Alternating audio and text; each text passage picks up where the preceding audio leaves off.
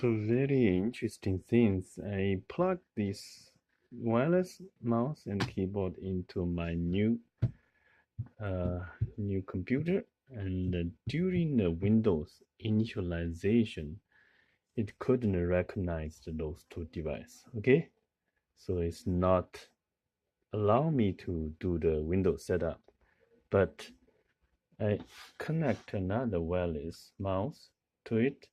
It's allow me to use it.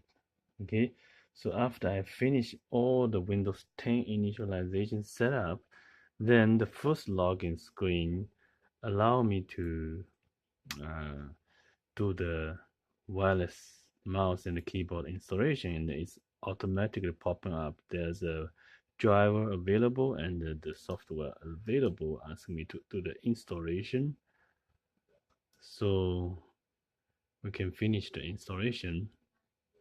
Yeah, unfortunately, this does make some troubles if you are using those mk850 to do the Windows 10 installation. So I'm not sure is there something wrong with my computer setup, but I don't think so. This is a brand new HP computer. Okay,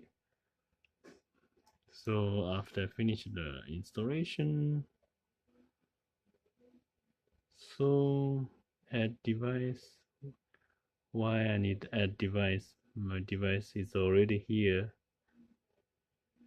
Okay, anyway, set up add unifying device,